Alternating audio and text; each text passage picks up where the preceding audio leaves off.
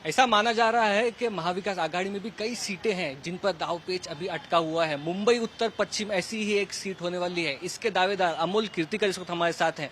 उद्धव ठाकरे ने इनकी उम्मीदवारी जो है डिक्लेयर कर दी है। सामने संजय निरुपम है। अमोल जी, देख रहे हैं हम कई दिनों से, आप कहेंगे अंधेरी ईस्ट, वेस्ट और बाकी विधानसभा क्षेत्र जो आपके लोकसभा सीट में आते हैं उस पर कैंपेनिंग आपने शुरू कर दी है। कैसी तैयारी? एक तो सबसे पहले मैं उद्धव जी का मैं धन्यवाद करता हूँ।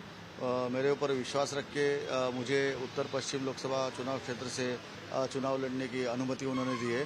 और उसके बाद में हमारे जो पदाधिकारी कार्यकर्ताओं ने जो मुझे मेरे ऊपर जो विश्वास रखा, वो भी विश्वास को मैं धन्यवाद देना चाहता हूँ। और मुझे ऐसा लगता है कि भले मेरी उम्मीदवारी डिक्लेयर की है, लेकिन मेरा इधर का जो भी यहाँ का पदाधिकारी कार्यकर्ता है, हर एक मेरा पदाधिकारी कार्यकर्ता अमोल कीर्तिकर करके ही लड़ रहा है, ऐसा मुझे माहौल दिख रहा है। अभी जो वक्तव्य सामने आ रहे हैं बीजेपी की तरफ से, चंद्रशेखर बावनकुले ने कहा है कि संजय निरुपम आना चाहे तो आ सकते हैं। आपको लगता है कि डेंट होगा अगर कांग्रेस का सपोर्ट या संजय निरुपम अपोज करते हैं, या आपको कहीं ना कहीं से आप कह सकते हैं कि कोशिश करते हैं गिराने की? देखिए, कांग्रेस हो, शिवसेना हो, भाजपा हो, जो भी है, एक विचार है, एक उनकी आइडियोलॉजी है। कोई भी व्यक्ति अगर पार्टी छोड़ के जाता है तो मेरे ख्याल से कार्यकर्ता पदाधिकारी उसके साथ नहीं जाते, मतदार भी उसके साथ नहीं जाते। इसके लिए मुझे ऐसा लगता है कि कोई भी पार्टी छोड़ के कहाँ भी गए तो भी कांग्रेस के मतों के ऊपर उसका परिणाम नहीं होगा। कांग्रेस के मतदार और कांग्रेस के पदाधिकारी ये महाविकास आघाड़ी के साथ में ही काम करेंगे। ऐसा माहौल में जो घूम रहा हूँ मुझे दिख रहा है। आजकल जो माहौल है उसमें आलोचना ये की जा सकती है परिवारवाद की आपके ऊपर। आपके पिताजी गजानन कीर्तिकर अभी भी सिटिंग एमपी हैं।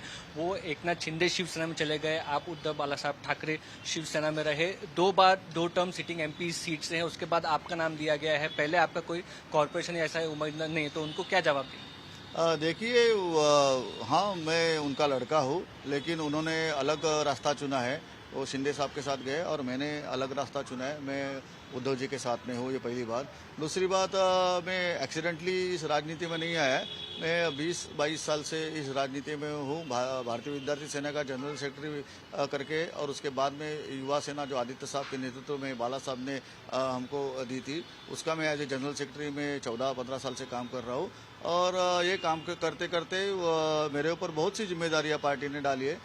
विदर्भ की हो, मराठवाड़ा की हो, वहाँ पे भी मैंने पार्टी के लिए काम किया है।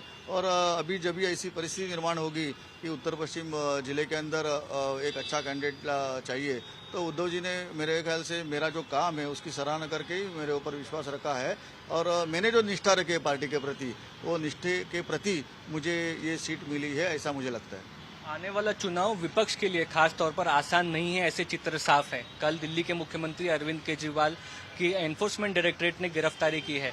ईडी ने खिचड़ी केस में आपसे भी इंक्वायरी कर चुकी है। एक तरह से आप कहते हैं कि टंगती हुई तलवार, उस तरह का प्रेशर आपके ऊपर भी है। कैसा इसको देखते हैं? मेरे ऊपर ऐसा कुछ प्रेशर है ऐसा मुझे लगता नहीं। मैं जब भी काम करता हूँ तो भी मुझे मेरे ऊपर प्रेशर नहीं लगता, क्योंकि मैंने जो नहीं किया है। ठीक है, अभी जो इंक्वायरी एजेंसी उनका काम करेंगी, इंक्वायरी एजेंसी इंक्वायरी करेंगी, उसको मैं जो भी सहयोग कर रहा हूँ। और मेरे ख्याल से अगर उसमें कुछ नहीं रहेगा तो जानबूझ के ये ऐसा करेंगे, ऐसा मुझे कुछ लगता नहीं है। फिर भी जनता मेरे साथ है, मेरे पदाधिकारी, मेरे कार्यकर्ता, मेरे पार्टी के वरिष्ठ नेता मेरे साथ है। और मेरे ख्याल से अच्छी तरह से उत्तर पश्चिम जिले के अंदर हम शिवसेना का कैंडिडेट चुन के लाएंगे। पार्टी के वर्कर्स पर या नेताओं पर पहले दबाव था, अब बीजेपी कल से ये कह रही है, किरीट सोमैया हो या फिर अतुल बातकलकर डायरेक्ट, कि कहीं ना कहीं एक पूर्व मुख्यमंत्री यानी कि आप कह सकते हैं उद्धव ठाकरे या लोग ऐसे आशंका जताई जा रही है कि उनके ऊपर ईडी की कार्रवाई हो सकती है। तो आप लोग नेता कार्यकर्ता इस चीज़ को कैसे देखते हैं? मेरे ख्याल से अगर ऐसा कोई प्रयास वो करेंगे नहीं और किया तो महाराष्ट्र की जनता सबक सिखाएगी, इतना ही मैं इस बारे में कहूँगा। आने वाले चुनाव के लिए या इस मतदार संघ के लिए आप क्या मुद्दे लेकर लोगों के सामने जा रहे हैं? बहुत से मुद्दे इस मतदार संघ के अंदर है। जो लोकसभा यानी जो अधिकार प्राप्त होता है सांसद होने के बाद में, उससे निगड़ित है। एक यहाँ पे एक बड़ा सी शोर है, समुद्र किनारा है, उसके बहुत प्रॉब्लम्स है। उसके बाद में यहाँ पे मेरे ख्याल से कोली समाज के लोग रहते हैं, उनकी भी कोई दिक्कत है, उनके भी कोई प्रॉब्लम्स है। उसके बाद में हमारे एरिया में बहुत बड़ा फॉरेस्ट का एरिया आता है। फॉरेस्ट के एरिया में बहुत से लोग बहुत साल से रह रहे हैं। फॉरेस्ट होने की वजह से वहाँ पे उनको डेवलपमेंट नहीं करने की परमिशन है और उनको नागरिक सुविधा भी नहीं मिल रही है। और उसके बाद में पोस्ट ऑफिस के बहुत से यहाँ पे खाली जगह है जहाँ पे पोस्ट ऑफिस 10 साल के अंदर बननी चाहिए थे, लेकिन एक भी पोस्ट ऑफिस नया यहाँ पे नहीं बना है। और बहुत सी दिक्कतें यहाँ पे मिलिट्री लैंड है, मिलिट्री लैंड के बाजू का भी एरिया है, उसको भी रीडेवलपमेंट के लिए परमिशन नहीं मिल रही है, क्योंकि एसआरए के माध्यम से आजू बाजू के एरिया के लोग बिल्डिंग में जा रहे हैं, लेकिन हमारा ऐसे कई एरिया है कि वो मिलिट्री का एनओसी नहीं होने की वजह से वो नहीं जा रहे।